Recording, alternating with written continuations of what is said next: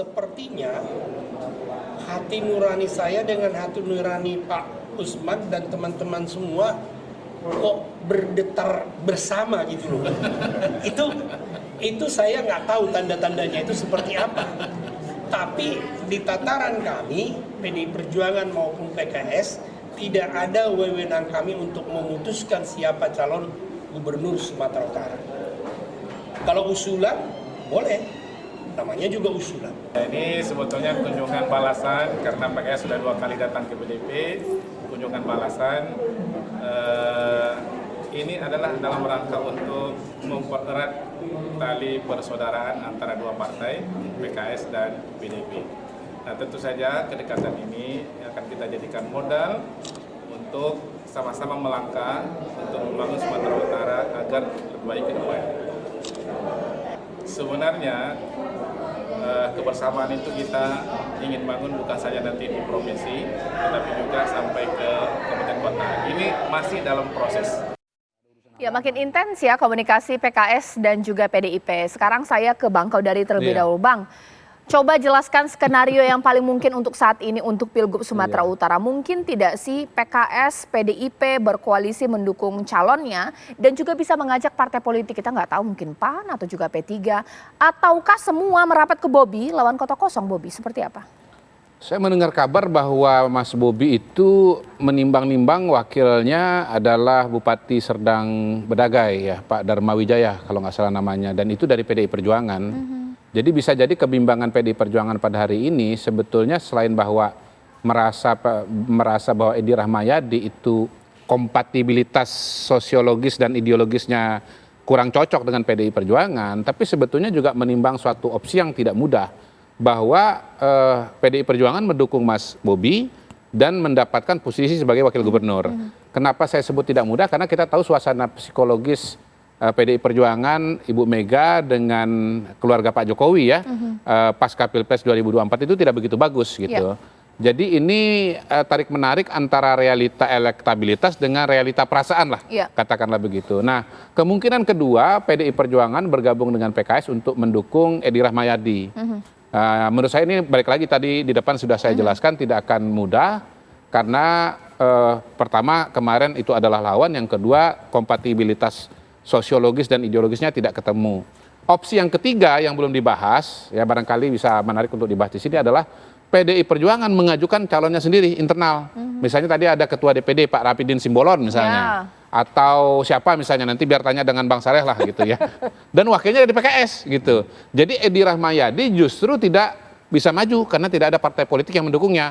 Nanti Bobi dengan koalisi besarnya, Grand Coalition-nya berhadapan dengan koalisi PDI Perjuangan dengan koalisi PKS. Mengajukan entah siapa namanya. Nggak tahu namanya siapa calon gubernurnya dari PDI Perjuangan dan wakilnya dari PKS. Saya kira itu 3 skenario yang bisa terjadi. Nah, kalau opsi yang pertama terjadi di mana Mas Bobi didukung PDI Perjuangan dan wakilnya di PDI Perjuangan, maka Mas Bobi akan berhadapan dengan kota kosong karena PKS sendirian di luar 10 kursi tidak mencukupi karena syaratnya adalah 20 kursi. Begitu Caca. Oke.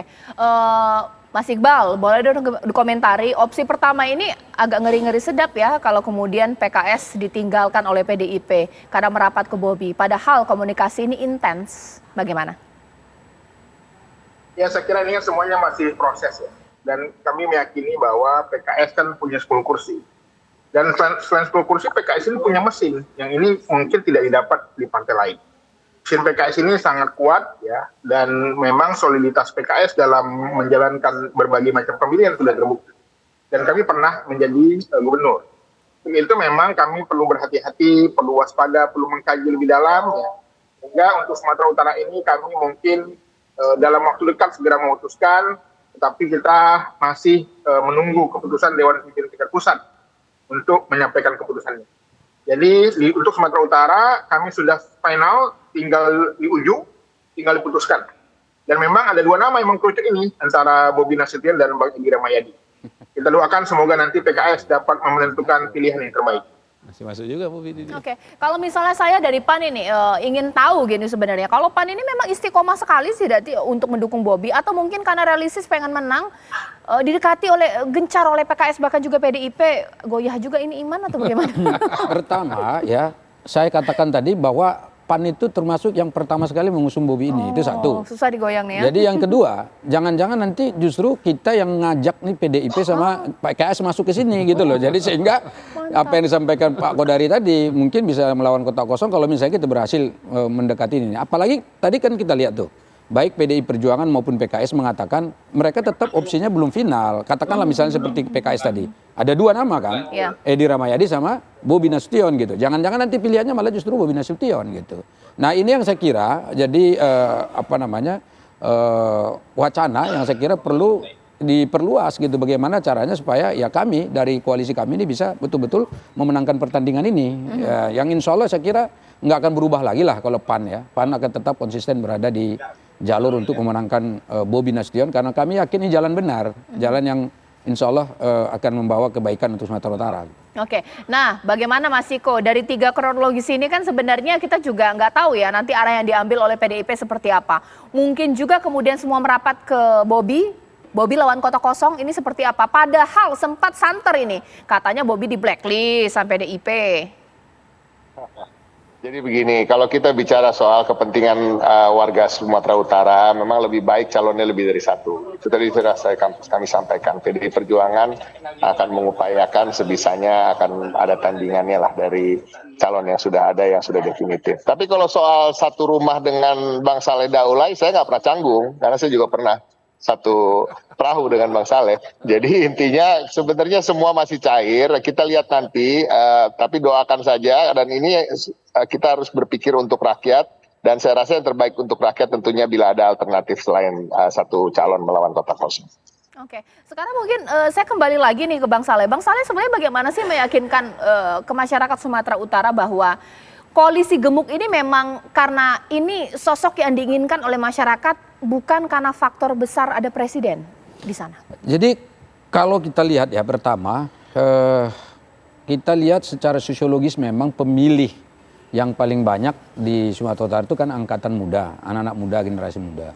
Nah karena itu kita mendorong pemimpin-pemimpin muda lahir. Dan bukan hanya pada pilkada seperti sekarang, bahkan pada pileg yang lalu justru banyak sekali anak-anak muda yang terpilih, terutama di PAN. Di PAN sekarang itu banyak sekali caleg-caleg yang baru ya masuk ke Senayan itu justru anak-anak muda. Itu satu. Yang kedua, kita melihat bahwa apa yang dikerjakan Bobi selama ini itu alhamdulillah kan koridornya sudah benar. Jadi kalau kita memberikan penilaian secara objektif, dia mungkin ya dapat dikatakan berhasil lah untuk memimpin Kota Medan. Yang ketiga, ini sekarang partai-partai ini itu secara objektif memang memberikan dukungan setelah melihat hasil-hasil survei. Tadi sudah Bang Kodari menjelaskan, dari kandidat-kandidat yang ada, Bobi ini masih yang teratas surveinya gitu loh. Jadi sebetulnya kan politik itu sangat pragmatis dalam artian untuk mencari kemenangan. Jadi mana yang kemungkinan untuk menang dan mana yang mungkin bisa dijadikan sebagai calon yang bisa memimpin dan memberikan sesuatu yang baru dan sesuatu yang membawa pada kesejahteraan, itulah yang dipilih oleh partai-partai. Nah, dalam konteks sekarang ini kita melihat Bobi ini saya kira nggak ada lawannya untuk sementara ini. Ya kan, dibandingkan sama Edi Rahmayadi sekalipun sekarang ini, saya lihat surveinya Bobi Nasution tuh masih lebih tinggi. Nah karena itu tidak mungkin misalnya partai-partai seperti kami yang sudah dari awal mendukung lari lagi gitu, nggak mungkin. Mas Iqbal, bolehlah diberikan statement tantangan dari apa yang dikatakan oleh Bang Saleh Daulay di sini bahwa Bobi seakan-akan nggak ada tandingannya di Sumatera Utara. Kalau dari PKS mencalonkan nama siapa yang sekiranya ini Bobi bisa lewat lah dengan calon ini, seperti apa? Ya makanya kami untuk menentukan ini perlu memang banyak kajian yang mendalam, mendengar bagian masukan dari tokoh-tokoh, para ulama, tokoh-tokoh masyarakat. Karena masyarakat Sumatera ini memang agak lain, mereka ini agak kritis memang, pemilih rasional juga. Jadi mereka juga belum tentu uang yang punya banyak uang juga bisa menang. Tetapi lagi-lagi, kalau dia popularitasnya tinggi, karena kami sudah pernah bersama Bang Edi Rahmayadi, tentu saja sebagai incumbent juga punya yang namanya kinerja, kepuasan. Ini yang sedang kita uji, yang kita kaji. Dan Mas Bobi sebagai wali kota juga punya ruang-ruang untuk bisa membranding dirinya sebagai tokoh yang berprestasi. Jadi dua hal ini tentu saja kami sedang mengkaji, dan saya kira masyarakat Sumatera insya Allah akan mendapatkan pilihan yang terbaik. Dan PKS tentu saja akan memberikan yang terbaik buat masyarakat Sumatera. Oke, nanti saat lagi apa yang dikatakan oleh Mas Iqbal ini menarik untuk kita bahas. Masyarakat Sumatera Utara ini agak lain ini. Agak lain dalam artian apa? Bagaimana sih karakter dari pemilih Sumatera Utara? Mungkin tidak bahwa itu akan selesai kalau partai politik yang mengusung ini besar, gajah versus semut, atau mungkin tergantung calonnya dulu sesaat lagi.